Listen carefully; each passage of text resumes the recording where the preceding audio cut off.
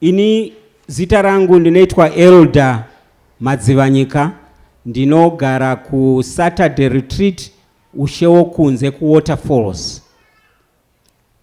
Testimony yangu yakamira yakadai.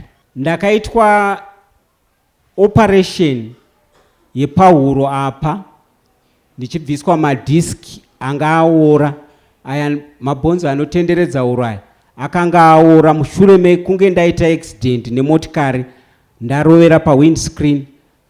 Pazvakanoongororwa zvikaonekwa kuti papa ine mabhonzo anga aora, akabviswa, pakaiswa mamwe mabhonzo achibviswa pagumbo apa. Operation yacho ikatora 11 hours paparenyatwa hospital. Zvekuti it was their first operation yakatora that time yakareba kudaro. Ndikuoneswa ine makamboitwa operation. Izvozvo papa. Doctor achinditaurira akanditaurira kuti uchazogara uchinge usingachatarisirwi kuita mamwe mabasa awaimboita akafanana neku driver motikari, vaitoti uchatombotora makore usingadrive, hauchafani kusumudza anything nemaoko ako chinorema kupfuura 5 kg. Shure mekuita operation maronda ese avharika. Usiku hwega ndanga ndisingarari, ndairara ndichimbogara ndita sei kunze kusingaidze ndichirwadziwa. Ndichidzokera kwa doctor ndonopiwa mamwe mapiritsi akasiyana siyana, ndoenda kumaphysiotherapy akasiyana siyana kushandiswa magetsi vachipisa, asi zvakaramba zvichingondirwadza. Rimwe zuva zvakazoti ndichipindawo mutown, ndakaona poster ranga richitaura nezve Goodness and Mercy Ministries, ichinzi kuchange kuine night yanga ichiitirwa mutown.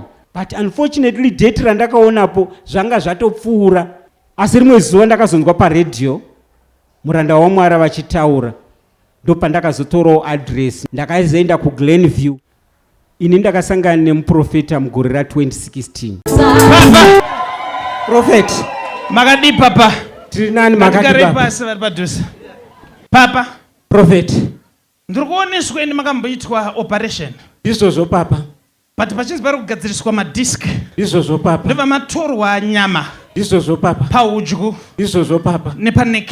Izvozvo papa. Ndobva manamwa. Mushure mekungotaura neni, ndakangonzwa pane zvakangoitika mandiri, ndikangonzwa kuti zvakandikwanira. Indikatongonzwa kuti ndakutoramba ndichiuya kuchechi yeku Goodness and Mercy Ministries. Ndoma ndatojoinawo. Ndoma ndatonyoresa kuma New Believers. Ndobva taita ma New Believers lessons, ndobva tapedza. Ndobva ndoseva, panzi munhu wese ari kuseva, ini regerai ndiinde kuasharing. Tiriko kuasharing, taisumudza macheya, tichironga macheya mangwanani, tichimukira mangwanani, tichiageza, toaronga, tichisumudza macheya akawanda, tichiaronga.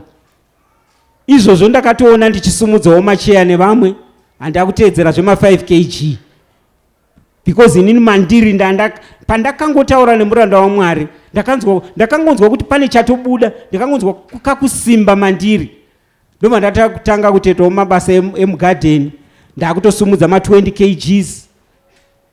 Ndakuita zvese zvandainzi nadhokota ndisaite. Kudriver, I think vamwe wenyu mopura ndinongodriver.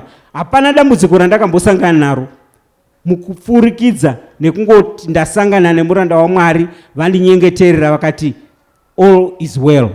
I think vamwe wenyu munozviziva kuti tinoita ma all night prayers edu atinoita pano, vanombouya tinoita ma all night prayers sekudzidziswa kwatakaita nemuranda waMwari, tichinamata tichimhanya.